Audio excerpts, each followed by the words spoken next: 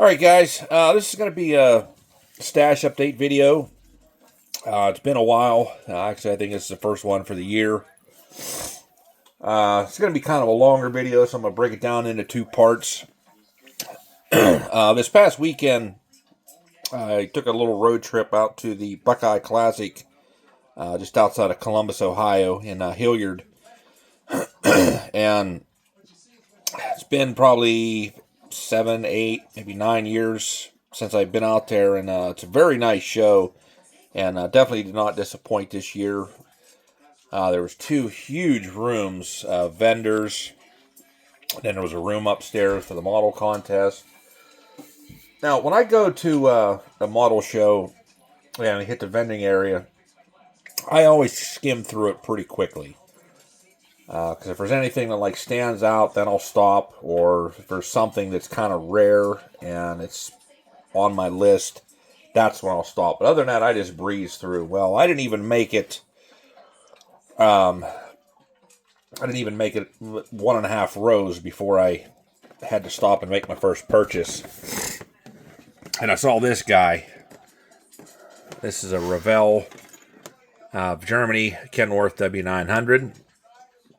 And I looked at the price, and I'm like, wait a minute, there's something wrong there. And I'm looking all around it, flipping the box around, making sure there was no other prices, which, there isn't. I'm not going to flip it around here. But the guy had a table full of semi-trucks, and this was clearly the best one he had on that particular table. And I picked it up, and like I said, I'm looking at it, no other prices on it, and I'm wondering, okay, well, whose is this? Well, then I see this guy standing beside me, and I said, is this your kit? And he says, yeah. He says, I said, what's the price on it? He's like, it's marked there. He's $50. And okay, sure. And that's still sealed, and the table where this was at, all of his semi-trucks were sealed. And he says, that's the most expensive one there. The rest of them are $40. And I said, okay. And he said, I have a couple that's up here. I think he had 3 tables. They were on the other end. He said, I got a couple up here, he says, that are opened.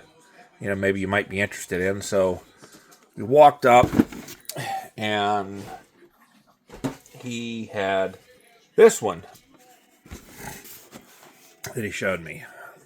This is a Revell.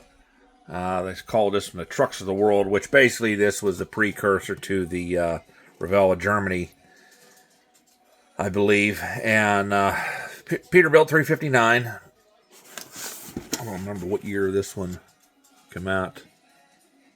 82. And you can see it's been opened. Box is a little rough, but it is sealed inside. And I opened it up and checked it out. Like I said, it's still sealed inside. Decals are good and everything like that. And I said, well, what do you need for that? And he says, $40. All right. So I had to buy these, and I took them right out to my truck immediately. Both of these kits are well worth a lot more than his asking price. As a matter of fact, I just saw on one of the auction sites on Facebook that Peterbilt 359. I saw one sold in similar condition for $159. So did pretty good there. And I picked up a couple of IndyCar kits. There was a guy, he had about a dozen of them. First one I got was the Team Rahals Miller Lite. That one's still sealed, and then this one's open. It's a Chip Ganassi Target car. And he had a Revell kits, and he had some AMT and a few Monogram. And those were, I got both those for $30, and I thought that was a pretty good deal. The other Revell, he had 4 Revell kits, and they were both the same. There was another Miller Lite and another Target. The other AMT kits and Monogram kits I had. But about 2 tables down, there was another guy who had the same Miller Lite IndyCar, and he was wanting $40 just for that one. I spotted this one. This was actually in the first row. But, you know, I looked at it real quick, and then I kind of walked by. This is a Revell Bill Elliott Dodge NASCAR kit. This is a great kit. Pretty hard to find, and it is a little pricey. And this one, you know, the guy had a good price on it. He was asking $30 for it. And, you know, I just, you know, kept walking by, and I come back around a couple of times, and still there. And, well, I asked the one, well, I guess it was his son. I said, you know, would you take any less? He's like, yeah, that's my dad. You have to talk to him. And I don't know where he was at. He was milling around somewhere. But then finally, I come back around, and he was there, and asked him about it. I said, hey, you know, would you take 20 for it? And he says, yeah. He's because I'm tired of these NASCAR kits. I don't want to haul them around anymore. I said, okay. I mean, that $20 is a really good deal. That's personally the most I've ever paid for one of these Dodge kits. I've been pretty lucky finding them very cheap. And given the fact this one's still sealed, I figure for $20, you know, can't beat it. If I really wanted to right now, I could put this on one of the NASCAR modeling sites, and I could easily double my money for it, but it's not for sale. I handed him the $20, and he's like, yeah, hell, he's out of taking $15 for it if you had offered it. I'm like, well, oh well, that happens. It's just my luck. But yeah, I figured $20 is a great deal.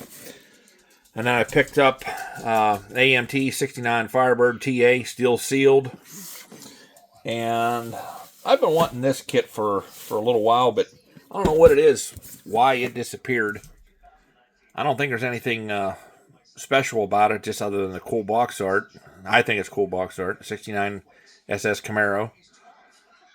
I've seen this kit for $40 before. I said, what the hell? I mean, this thing just come out in, I think, 24?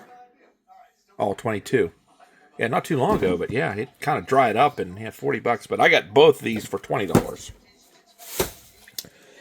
And then Terry was there from STS Decals, and we picked up this is just a variation of the Sundowner decals. And then I picked up a couple of more Slowpoke towing. And then I saw this. I thought this was pretty cool. Bad Apple. I don't know. I got an idea for this one coming up here. Maybe it'll work. Maybe it won't. But if it does, you'll see what it's going to be for. And there was, you know, a few YouTubers out there I ran into. Steve Courtney was there, and talked to him for a little bit. And Mr. James Darby was there. I've never met him before, but you know, I got to talking to him for a little bit. Had a nice chat with him. And then there was a few other people that I knew, local guys that made the trip. And also Clay Kemp was there. I didn't get to talk to him because he was busy. A lot of people were kind of like a line of people wanting to talk to him, but he had some of his builds there, and just outstanding work from Clay Kemp. He builds a lot of race car models, and in fact, he took Best of Show with one of his builds that was there. You can check out, if you're on Facebook, you can check out the Buckeye Classic, their page, and they have a lot of photos and stuff. But very, very good time out there. And I think that's going to be it for this video. There's going to be a part 2 coming up of additional stash ads.